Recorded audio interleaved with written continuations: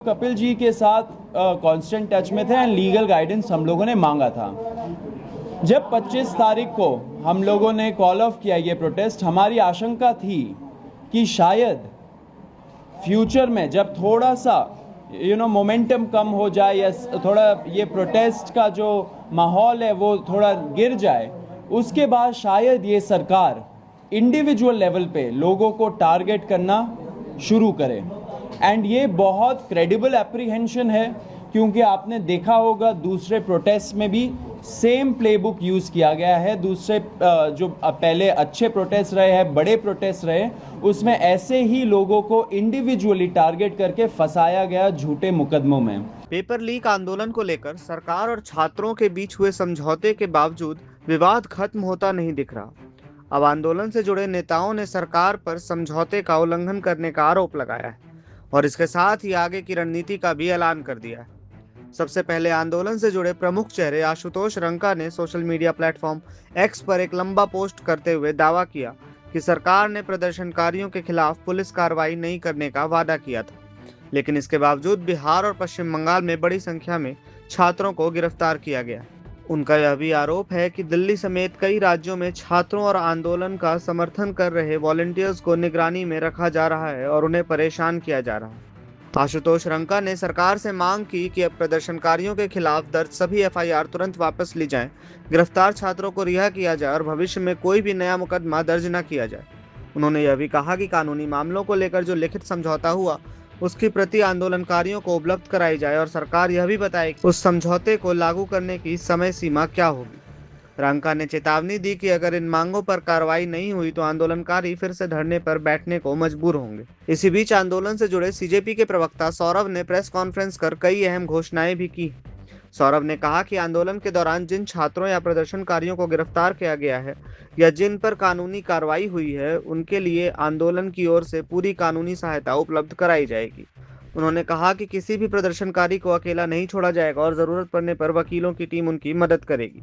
सुनिए उन्होंने क्या कहा। तो हम लोग एक स्टेटस अपडेट भी देना चाहते हैं कि पूरे देश भर में क्या हो रहा है, क्योंकि बहुत सारे क्वेश्चंस आ रहे हैं कि कुछ स्टेट्स में पुलिस बहुत ब्रूटल तरीके से क्रैकडाउन भी कर रही है एंड लीगल मुकदमे भी लगा रहे हैं छात्रों के खिलाफ। तो रत्ना जो हमारी लीगल पॉइंट ऑफ कांटेक्ट है सीजेपी के लिए, वो आपको स्टेटस अपडेट देंगी अभी।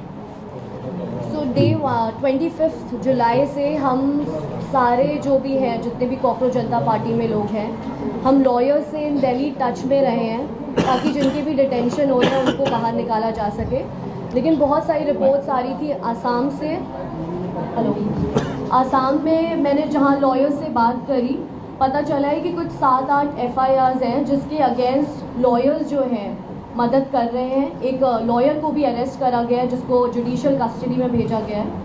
तो उसके लिए भी जो बेल के लिए जितने भी चीज़ें करनी है उसका लॉयर उनके हेल्प कर रहे हैं। जहाँ तक बात है कोलकाता की, वहाँ पे 11 लोगों को अरेस्ट करा गया है जिसमें से 10 मुस्लिम हैं। तो इससे हमें पता चल रहा है कि कैसे आप एक कम्युनिटी को टारगेट कर रहे हैं। वहाँ पे गुंडा एक्ट लगाने की बात हो रही है। वहाँ पे भी हम लॉयर्स से टच में हैं, क्योंकि कोई भी प्रोटेस्टर जिसने प्रोटेस्ट में पार्ट लिया है उनका ये बिल्कुल भी इंटेंशन नहीं है कि वहाँ पे कुछ भी लोगों को नुकसान पहुँचे। जो सबसे ज़्यादा न्यूज़ आ रही है वो बिहार से आ रही है।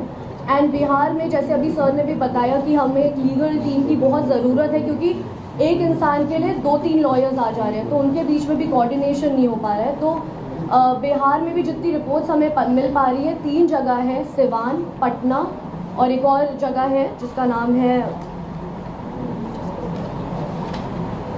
छपरा। तो यहाँ 3 जगहों पे बहुत ही ज़्यादा पुलिस की ब्रूटैलिटी देखी गई है। AK-47 भी चले हैं और इसमें बताया जा रहा है कि जो पटना में है वहाँ पे FIR जो है वो अटेम्प्ट टू मर्डर के लिए फाइल हो रही है। तो अटेम्प्ट टू मर्डर जो होता है वहाँ पे बेलेबल ऑफेंस नहीं है, तो उसके लिए बेल मूव करनी पड़ती है। जो FIR हमारे पास कॉपी आई है उसमें 144 लोगों का नेम्ड लोग हैं एंड 5000 उन्होंने अननेम्ड लोग डाले हुए हैं। उसके अलावा उन्होंने पूरा जो है वहाँ पे 86 लोगों को अभी तक अरेस्ट कर लिया है। बाकी लोग भी वो ढूंढ रहे हैं अरेस्ट करने के लिए। तो हमने लॉयर्स की टीम से रिक्वेस्ट करी है कि जितने भी हमारे पास स्टूडेंट यूनियंस हैं वहाँ पे वो हमें सपोर्ट करें एंड बाकी I would also request all the lawyers as well to come forward and जो हो सके वैसे वो हेल्प करें। प्रेस कॉन्फ्रेंस में सौरभ ने एक और बड़ा ऐलान किया है। उन्होंने साक्षी पोर्टल लॉन्च करने की घोषणा की। उनके मुताबिक इस पोर्टल का उद्देश्य आंदोलन के दौरान हुई कथित पुलिस ज्यादती, हिरासत, मारपीट या किसी भी तरह के दुर्व्यवहार की शिकायतें दर्ज करना है। उन्होंने लोगों से अपील की कि अगर किसी छात्र, अभिभावक, पत्रकार, वॉलंटियर या आम नागरिक के पास पुलिस कार्रवाई से जुड़े वीडियो, फोटो या अन्य सबूत हैं तो वे उन्हें साक्षी पोर्टल पर अपलोड करें। अभी मैं आपको एक और चीज़ बोलना चाहता हूँ। हम लोगों ने मंच से, जब पुलिस ब्रुटैलिटी हुआ था 20 तारीख को, हम लोगों ने एक प्रण लिया था कि ऐसे जो पुलिस वाले हैं और ऐसे जो RAF वाले हैं जिन्होंने सीधा सीधा इस इंटेंशन से वहाँ पे उस दिन आए थे कि हम बच्चों का सर फोड़ेंगे, हाथ तोड़ेंगे, पैर तोड़ेंगे, छोटी बच्चियों का मोलेस्टेशन करेंगे, लड़कियों का मोलेस्टेशन करेंगे, ऐसे सारे पुलिस वालों के खिलाफ हम लोग कंप्लेंट फाइल करेंगे, हम लोग FIR दर्ज करवाएंगे, अगर लगे तो हम लोग कोर्ट भी जाएंगे एंड जब टाइम आएगा उनका जवाबदेही भी फिक्स करेंगे। तो वो प्रण लिया था एंड हम लोग उसी राह पे आगे बढ़ रहे हैं। इसलिए हम लोगों ने हमारे वेबसाइट पे cockroachjantaparty.org/साक्षी नाम का प्लेटफॉर्म हम लोगों ने लॉन्च किया है। इस पे लोग जा सकते हैं जिनके पास भी पिक्चर्स है और वीडियोस है उनके साथ हो रहे ब्रुटैलिटी का उस दिन के रिलेटेड या उसके बाद भी। अगर ऐसे वीडियोस और पिक्चर्स है जो एविडेंस के रूप में काम कर सकते हैं, वो यहाँ जाए और यहाँ जाके अपलोड करे, अपना स्टोरी लिखे। हमारा जो टीम है वो टीम उसको छाटेगा एंड आपसे इन फ्यूचर टच में रहेगा एंड इसको लीगल प्रोसेस के थ्रू आगे बढ़ाएगा। तो ये फर्स्ट स्टेप है अकाउंटेबिलिटी तय करने का पुलिस वालों का। हालांकि पुलिस और सरकार की ओर से इन आरोपों पर अब तक कोई विस्तृत आधिकारिक प्रतिक्रिया सामने नहीं आई है। ऐसे में आंदोलनकारियों के दावों और सरकार के पक्ष का इंतजार किया जा रहा है। फिलहाल इतना साफ है कि सरकार और आंदोलन के बीच बनी सहमति के बावजूद तनाव पूरी तरह खत्म नहीं हुआ है। एक तरफ प्रदर्शनकारी पुलिस कार्रवाई पर सवाल उठा रहे हैं तो दूसरी तरफ कानूनी लड़ाई को मजबूत करने और कथित पुलिस बर्बरता के सबूत जुटाने की तैयारी भी शुरू हो चुकी है। अब सबकी नज़र इस बात पर है कि सरकार इन आरोपों पर क्या जवाब देती है और क्या बातचीत का रास्ता फिर से खुलता है। तब देखते रहिए प्रभात खबर। प्रभातखबर.com, विश्वास वही, रफ्तार नहीं।